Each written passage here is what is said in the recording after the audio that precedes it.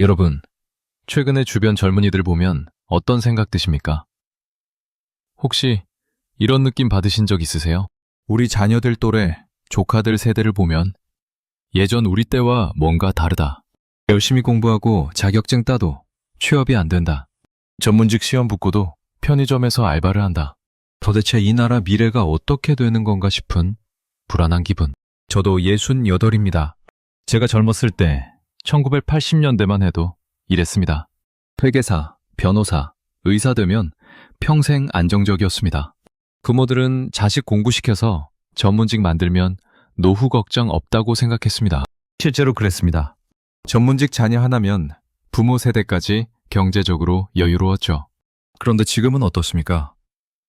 회계사 자격증 따고도 직장을 못 구합니다. 5년, 10년 고생해서 붙었는데 편의점 야간 알바를 합니다. 더 심각한 건 뭔지 아십니까? 이게 우리 노후와도 직결됩니다.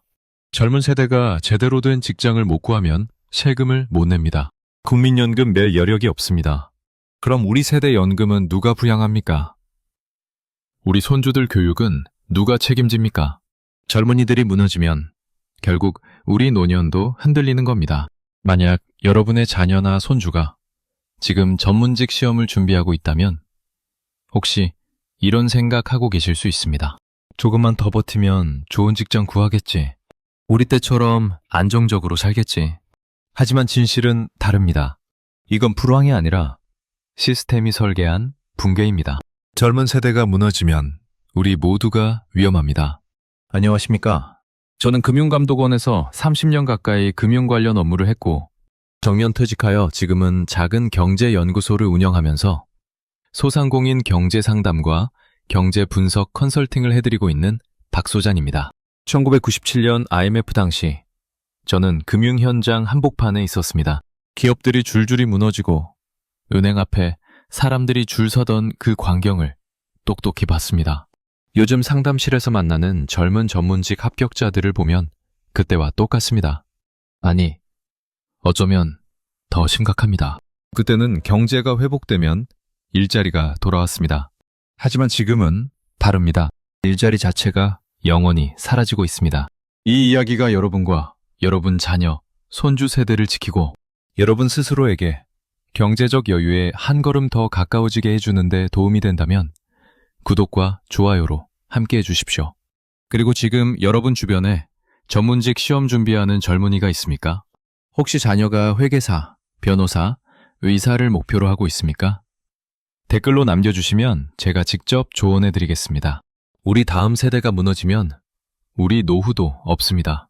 자, 지금부터 대한민국 젊은 세대 붕괴, 그리고 우리 노후 위기의 5가지 진실을 말씀드리겠습니다.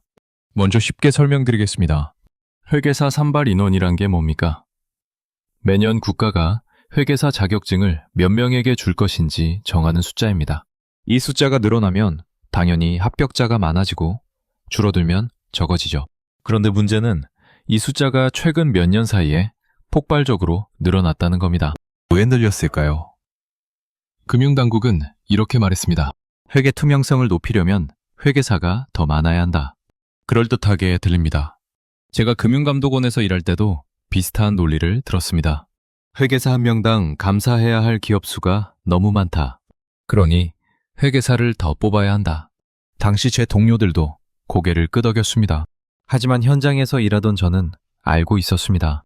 문제는 숫자가 아니라 구조라는 걸. 2019년 회계사 합격자는 1000여 명이었습니다. 2020년 1100명, 2021년 1200명, 2022년 1300명, 2023년 또 1000여 명, 2024년 1250명, 불과 5년 만에 몇백여 명이 늘었습니다. 약 수십 % 증가입니다. 그런데 회계법인의 채용 인원은 어떻게 됐을까요?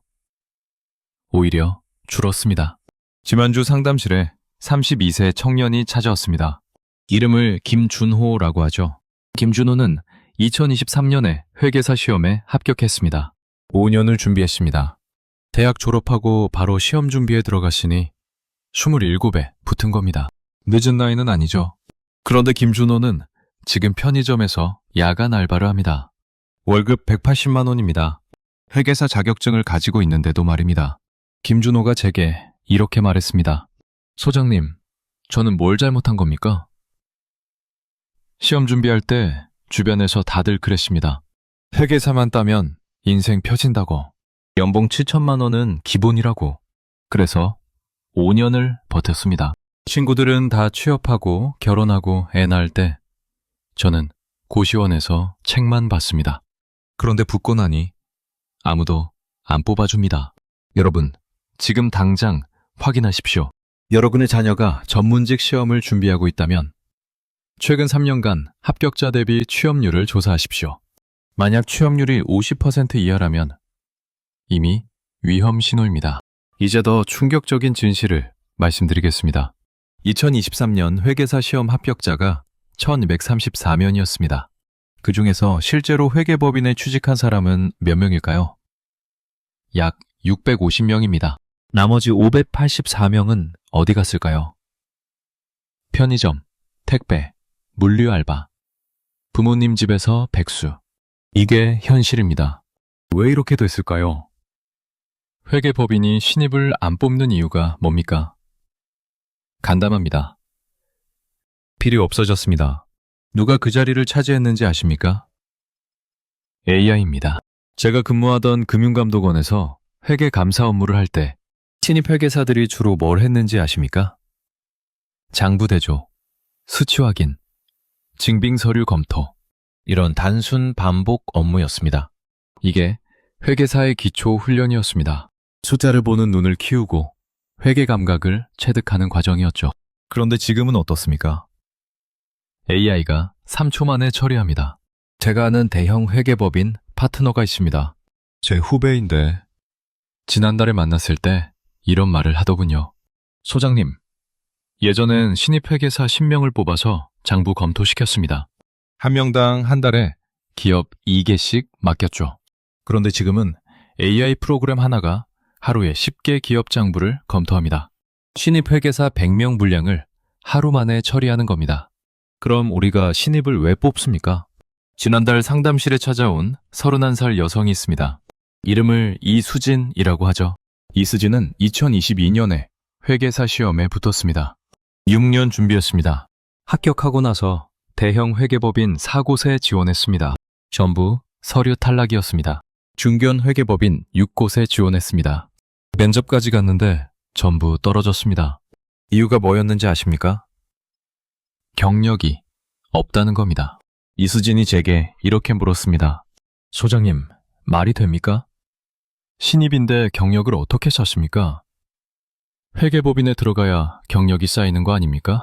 그런데 경력이 없어서 안 뽑는다니 이게 말이 됩니까? 저는 이수진에게 솔직하게 말했습니다. 말이 안 되는 게 아니라 시스템이 바뀐 겁니다.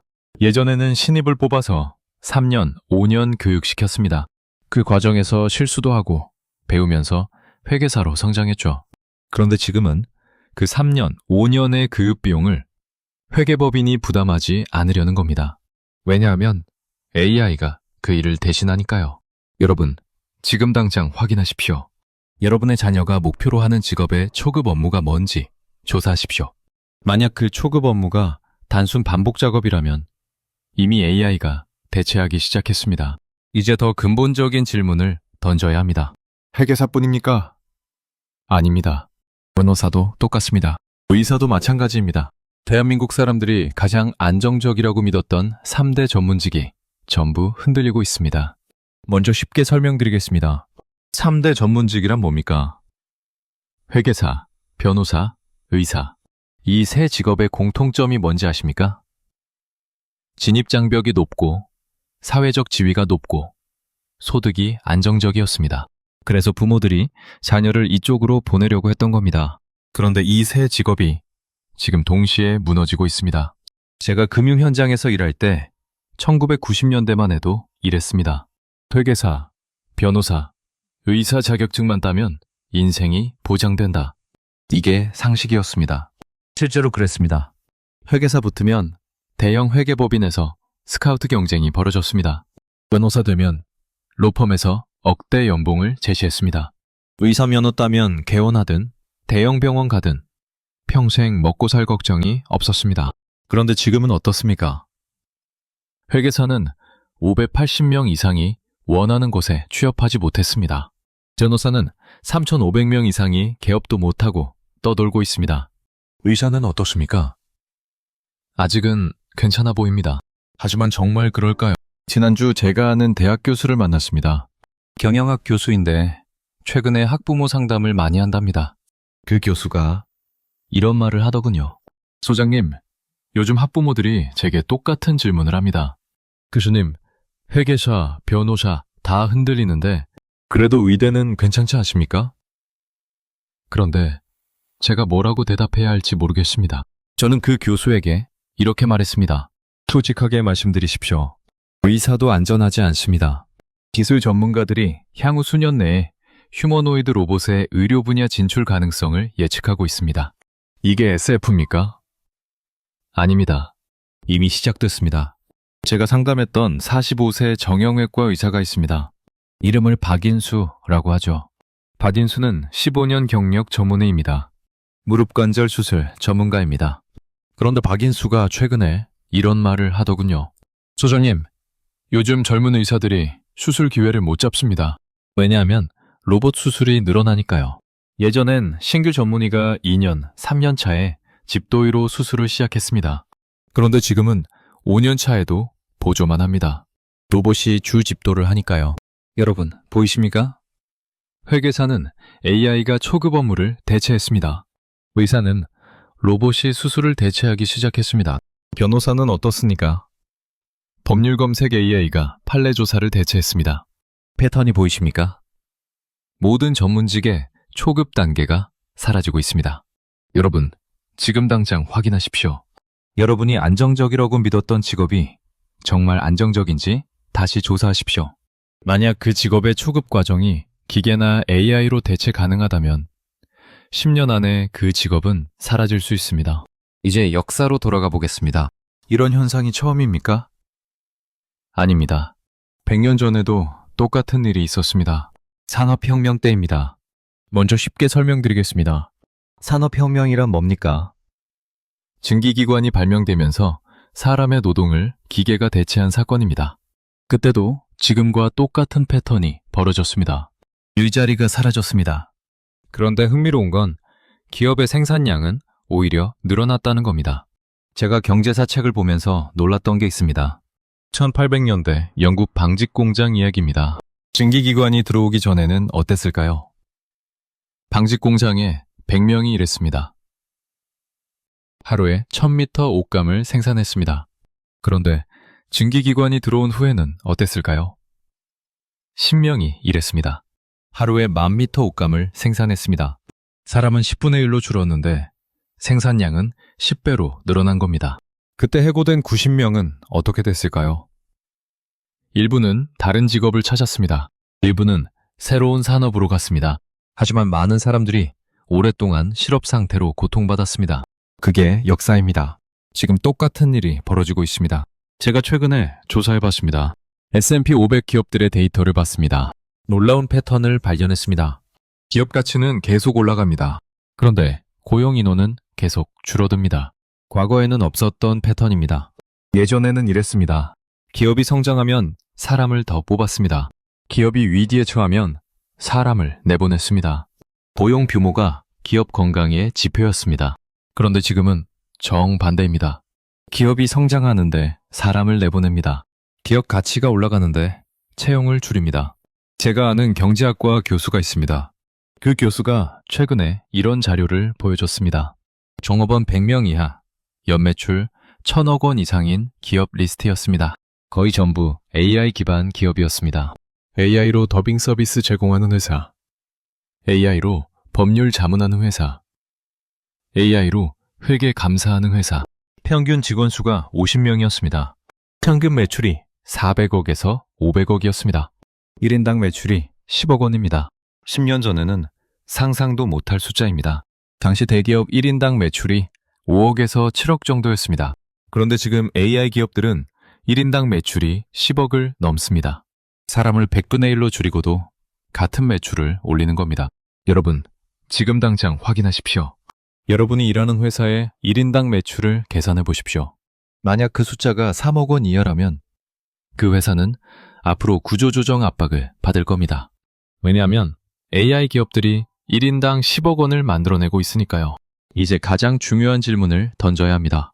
주니어가 사라지면 미래는 어떻게 됩니까? 먼저 쉽게 설명드리겠습니다. 주니어란 뭡니까? 조직에 처음 들어온 신입입니다. 경력 3년 이하입니다. 이들이 하는 일은 단순합니다.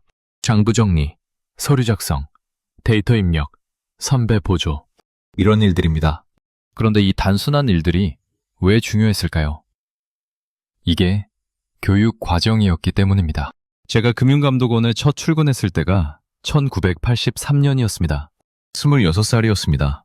제가 처음 3년 동안 뭘 했는지 아십니까? 기업 재무제표 대조, 증빙 서류 검토, 선배 보고서 초안 작성, 단순 반복 업무였습니다. 지루했습니다. 하지만 그 과정에서 제가 배웠습니다. 숫자를 보는 눈, 회계 감각, 리스크 판단 능력, 이런 걸 체득했습니다. 그런데 지금은 어떻습니까? 그 3년의 과정이 사라졌습니다. 신입이 할 일이 없습니다. AI가 다 처리하니까요. 그럼 신입들은 어떻게 배웁니까? 못 배웁니다.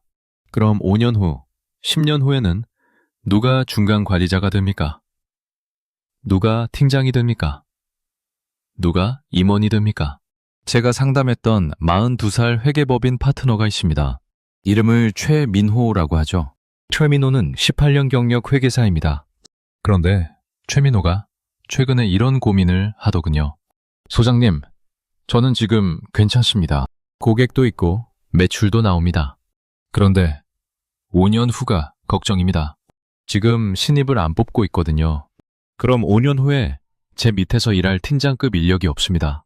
10년 후에는 제 뒤를 이을 파트너급이 없습니다. 조직이 무너지는 겁니다. 여러분 보이십니까? 당장은 AI가 효율적으로 보입니다. 비용도 줄고 속도도 빠릅니다. 그런데 10년 후를 보십시오. 중간 허리가 사라집니다. 리더가 사라집니다. 조직이 붕괴합니다. 지난달 상담실에 55세 대기업 임원이 찾아왔습니다. 이름을 강배성이라고 하죠. 강대성은 30년 경력 재무 담당 임원입니다. 그런데 강대성이 이런 말을 하더군요. 소장님, 우리 회사가 최근 3년간 신입 채용을 50% 줄였습니다. AI 도입하면서요. 그런데 문제가 생겼습니다. 대리급, 과장급 인력이 부족합니다. 김장시킬 사람이 없습니다. 지금은 기존 인력으로 버티고 있는데 5년 후에는 조직 운영이 안 됩니다. 여러분, 지금 당장 확인하십시오. 여러분, 회사의 최근 3년간 신입 채용 숫자를 조사하십시오. 만약 채용이 50% 이상 줄었다면 5년 후 그 조직은 중간 관리자 부족으로 위기를 맞을 겁니다. 이제 마지막 진실을 말씀드리겠습니다. 새로운 직업이 생긴다고들 합니다. 정말 그럴까요? 먼저 쉽게 설명드리겠습니다. 낙관론자들은 이렇게 말합니다. 과거에도 기술이 발전할 때마다 일자리가 사라졌지만 새로운 일자리가 생겼다. 산업혁명 때 방직공 일자리는 사라졌지만 기계공 일자리가 생겼다. 인터넷 혁명 때 타자수 일자리는 사라졌지만 프로그래머 일자리가 생겼다. 그러니 AI 시대에도 새로운 직업이 생길 것이다. 맞는 말입니까? 반은 맞고 반은 틀렸습니다. 새로운 직업은 생깁니다. 하지만 숫자가 문제입니다. 제가 경제사를 공부하면서 발견한 패턴이 있습니다. 산업혁명 때 방직공 90명이 해고됐습니다. 그 중에서 새로운 직업을 찾은 사람은 몇 명이었을까요? 30명 정도였습니다. 나머지 60명은 평생 저임금 노동자로 살았습니다. 인터넷 혁명 때도 똑같았습니다. 타자수 100명이 해고됐습니다. 그 중에서 프로그래머로 전환한 사람은 10명 정도였습니다. 패턴이 보이십니까? 기술혁명은 일자리를 100개 없애고 10개를 만듭니다. 그리고 그 10개는 더 높은 기술을 요구합니다. 지금 어떤 새로운 직업이 생기고 있습니까? 유튜버, 인플루언서, AI 프롬프트 엔지니어, 데이터 사이언티스트, 이런 직업들입니다. 그런데 이 직업들이 회계사 580명을 다 흡수할 수 있습니까? 못합니다. 기껏해야 50명, 100명입니다. 제가 상담했던 35살 전직 회계사가 있습니다. 이름을 유재석이라고 하죠. 유재석은 2018년에 회계사 시험에 붙었습니다. 3년간 회계법인에서 일하다가 퇴사했습니다. 왜냐하면 승진이 막혔기 때문입니다. 그래서 유재석은 유튜브를 시작했습니다. 회계 관련 콘텐츠를 만들었습니다. 지금 구독자가 3만 명입니다. 월 수익이 200만 원 정도 됩니다. 유재석이 제게 이렇게 말했습니다. 소장님, 저는 운이 좋은 편입니다. 유튜브라도 시작했으니까요. 그런데 제 동기들은 어떻습니까? 대부분 회계법인에서 버티고 있거나 이직을 못하고 있습니다. 유튜브 하고 싶어도 구독자 1000명 만들기도 어렵습니다. 새로운 직업이 생긴다고 하지만 그게 우리 모두를 흡수할 순 없습니다. 여러분, 지금 당장 확인하십시오. 여러분이 만약 지금 직장을 잃는다면 어떤 새로운 직업을 시작할 수 있는지 조사하십시오. 만약 답이 없다면 지금부터 준비하십시오. 자, 지금까지 5가지 진실을 말씀드렸습니다. 그럼 우리는 어떻게 해야 합니까? 3가지 전략을 말씀드리겠습니다. 첫 번째로 말씀드리고 싶은 건 직업관을 완전히 바꿔야 한다는 겁니다. 1997년 IMF 때 살아남은 사람들의 공통점이 뭐였는지 아십니까? 한 가지 직업에만 의존하지 않았습니다.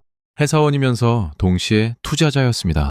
전문직이면서 동시에 사업가였습니다. 제가 상담했던 52세 회계사가 있습니다. 이름을 김태현이라고 하죠. 김태현은 25년 경력 회계사입니다. 대형 회계법인 파트너였습니다. 그런데 김태현은 10년 전부터 부동산 투자를 시작했습니다. 회계사 일을 하면서 동시에 부동산 공부를 했습니다. 지금은 서울에 상가 건물 2채를 가지고 있습니다. 월세 수입이 500만 원입니다. 김태현이 제게 이렇게 말했습니다. 소장님, 저는 10년 전에 깨달았습니다. 회계사만으로는 안 되겠구나. 그래서 투자를 시작했습니다. 지금은 회계법인 일을 그만둬도 월세로 먹고 삽니다. 만약 제가 회계사만 믿고 살았다면 지금 어떻게 됐을까요? AI한테 밀려서 불안했을 겁니다. 여러분, 지금 당장 시작하십시오. 본인의 직업 외에 또 다른 소득원을 만드십시오. 투자든 부업이든 사업이든 상관없습니다. 한 가지만 의존하지 마십시오. 두 번째로 말씀드리고 싶은 건 AI를 적으로 보지 말고 도구로 써야 한다는 겁니다. AI가 뺏어간 일자리를 한탄만 하고 있으면 안 됩니다. AI를 활용해서 더 높은 가치를 만들어야 합니다. 제가 상담했던 39살 변호사가 있습니다. 이름을 박수정이라고 하죠. 박수정은 12년 경력 변호사입니다. 중소 로펌에서 일하고 있습니다. 그런데 박수정은 작년부터 AI를 적극적으로 활용하기 시작했습니다. 판례 검색은 AI에게 맡기고 본인은 고객 상담과 전략 수립에 집중했습니다. 결과가 어땠을까요? 업무 효율이 3배로 늘었습니다. 고객 수가 2배로 늘었습니다. 매출이 50% 증가했습니다. 박수정이 제게 이렇게 말했습니다. 소장님, 처음엔 AI가 무섭더군요. 제 일자리를 뺏어갈 것 같았습니다. 그런데 생각을 바꿨습니다. AI한테 단순 업무를 맡기고 저는 더 창의적인 일에 집중하자. 그랬더니 오히려 경쟁력이 생겼습니다. 여러분, 지금 당장 시작하십시오. AI 활용법을 배우십시오. 챗GPT든 크로드든 뭐든 상관없습니다. 본인의 업무에 AI를 접목시키십시오. AI를 쓰는 사람과 안 쓰는 사람의 격차가 10배로 벌어지는 시대입니다. 세 번째로 말씀드리고 싶은 건 평생 공부해야 한다는 겁니다. 한번 배운 기술로 평생 먹고 살 수 있던 시대는 끝났습니다. 이제는 매년 새로운 걸 배워야 합니다. 제가 상담했던 57세 의사가 있습니다. 이름을 이정훈이라고 하죠. 이정훈은 30년 경력 내과 전문의입니다. 개원의입니다. 그런데 이정훈은 50세가 넘어서 다시 공부를 시작했습니다. 뭘 공부했을까요? 디지털 헬스케어, 원격 진료, AI 진단 시스템 이런 걸 배웠습니다. 지금은 본인 병원에 원격 진료 시스템을 도입했습니다. 환자들이 집에서 앱으로 예약하고 화상으로 진료받습니다. 환자 수가 30% 늘었습니다. 이정훈이 제게 이렇게 말했습니다. 소장님, 저는 50세 넘어서 다시 학생이 됐습니다. 처음엔 창피했습니다. 걔 나이에 무슨 공부냐. 그런데 안 하면 도태됩니다. 젊은 의사들은 이미 다 하고 있거든요. 저도 따라가야 살아남습니다. 여러분, 지금 당장 시작하십시오. 1년에 한 가지씩 새로운 걸 배우십시오. 나이는 핑계가 안 됩니다. 50세든 60세든 배워야 합니다. 다시 한번 말씀드립니다. 대한민국 전문직이 무너지고 있습니다. 회계사, 변호사, 의사, 우리가 가장 안정적이라고 믿었던 직업들이 흔들리고 있습니다. 이건 일시적 불황이 아닙니다. 시스템 자체가 바뀌고 있는 겁니다. 1997년 IMF 당시 살아남은 사람들이 있었습니다. 그들은 특별한 사람들이 아니었습니다. 단지 준비했던 사람들이었습니다. 직업관을 바꿨고 새로운 기술을 배웠고 다양한 소득원을 만들었습니다. 반대로 무너진 사람들도 있었습니다. 단지 설마라고 생각하며 아무것도 하지 않았던 사람들이었습니다. 오늘 이 이야기를 듣는 여러분은 이제 선택해야 합니다. 준비할 것인가? 아니면 설마 하며 살 것인가? 내일 아침부터 작은 행동 하나만 바꿔보십시오. AI 활용법을 배우고 부업을 시작하고 새로운 기술을 공부하십시오. 그 작은 변화가 위기에서 여러분을 살릴 수 있습니다. 여러분 모두가 현명한 선택으로 안정적인 경제적 여유를 맞이하시길 바랍니다. 더 밝은 미래를 서로 응원하며 구독과 좋아요를 눌러주시고 댓글로 여러분의 자산관리 목표나 고민을 적어 서로 응원해주세요. 여러분의 작은 용기가 누군가에게는 큰 힘이 될 수 있습니다. 함께 배우고 성장하는 우리가 되었으면 좋겠습니다. 감사합니다.